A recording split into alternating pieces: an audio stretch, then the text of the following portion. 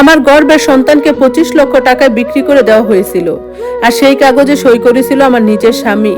কথাটা শুনে যতটা নিষ্ঠুর লাগে, আমার জীবনে সেই রাতটা ছিল তার থেকেও ভয়ঙ্কর। সেদিন আমি 5 মাসের গর্ভবতী। সন্ধ্যার পর থেকে বাড়ির পরিবেশ কেমন অদ্ভুত ঠেকাচ্ছিল। শাশুড়ি মা বারবার আমার স্বামী সায়নকে আলাদা করে ডাকছিলেন। কিছুক্ষণ পর আমার ননদী মিমো এসে হাজির হলো, মুখে কৃত্রিম হাসি, কিন্তু চোখে অদ্ভুত এক চাপা উত্তেজনা। আমি তখন রান্নাঘরে দাঁড়িয়ে ভাত নামাচ্ছিলাম। হঠাৎ দেখি সায়ন, শাশুড়ি মা আর মিম পাশের রুমে ঢুকে দরজা বন্ধ করে দিল। প্রায় 1 ঘন্টা ধরে তারা ভেতরে কথা বলছিল। আমার বুকের ভেতরে তখন থেকে অজানা ভয় কাজ করছিল, কারণ কয়েক মাস ধরে সায়নের ব্যবসা অনেক ক্ষতি হচ্ছিল।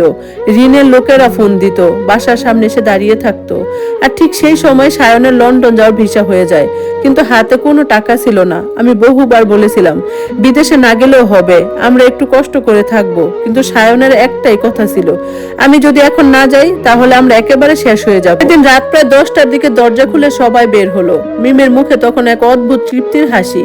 শাশুড়ি মা আমার দিকে তাকালেনি না, আর সায়ন, তার চোখে লাল ছিল, যেন অনেকক্ষণ ধরে কেঁদেছে। সে ধীরে ধীরে আমার হাত ধরে বলল, মিথিলা, তুমি একটু রুমে আসো। তার কণ্ঠ শুনে আমার বুকের অজানা ভয় বাসা বাঁধলো।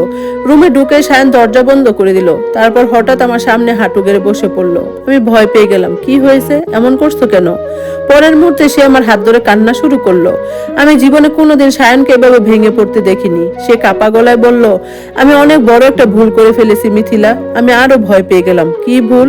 সে মাথা নিচু করে বলল, আমি আমাদের সন্তানকে বিক্রি করে দিয়েছি। আমার পুরো শরীর ঠান্ডা হয়ে গেল। আমি চিৎকার করে উঠলাম, কি বলছো তুমি? আদিবকে বিক্রি করা? তুমি কে? আমার ছেলের বয়স মাত্র 3 বছর। সায়ন সঙ্গে সঙ্গে মাথা নেড়ে বলল, আদিব না, তোমার পেটের সন্তানকে। এক মুহূর্তের জন্য মনে হলো পৃথিবী থেমে গেছে। আমি শব্দই করতে পারছিলাম না। আমার পেটের উপর 2 হাত রেখে শুধু তাকিয়েছিলাম সায়নের দিকে। যে মানুষটাই সন্তানের বাবা, সেই মানুষটাই টাকার জন্য তাকে বিক্রি করে দিয়েছে। আমি কাপা গলায় বললাম, তুমি পাগল হয়ে গেছো? সায়ন কান্না করতে করতে বলল, আমার কোনো উপায় ছিল না মিথিলা। মিমা তার জামাই 25 লক্ষ টাকা দিবে। এই টাকায় আমি সব ঋণ শোধ করে লন্ডনে যেতে পারবো। কয়েক বছর পর তোমাদেরও নিয়ে যাব। আমি যেন নিজের কানকে বিশ্বাস করতে পারছিলাম না। একটা বাচ্চা কি কোনো জিনিস যে টাকার জন্য বিক্রি করে দিব?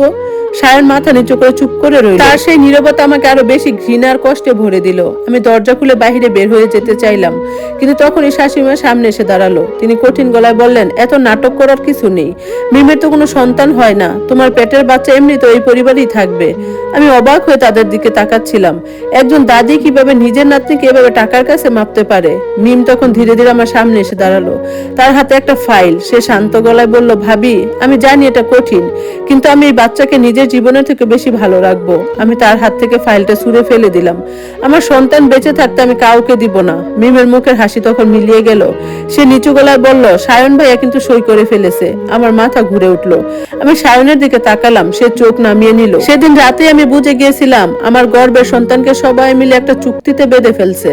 তারপরের 1 মাস আমি প্রায় প্রতিদিন কেঁদেছি। সায়ন লন্ডন যাওয়ার প্রস্তুতি নিচ্ছিল, আর আমি নিজের পেটের উপর হাত রেখে শুধু ভাবতাম, একটা মা কি সত্যি নিজের সন্তানকে হারানোর ভয় নিয়ে বেঁচে থাকতে পারে?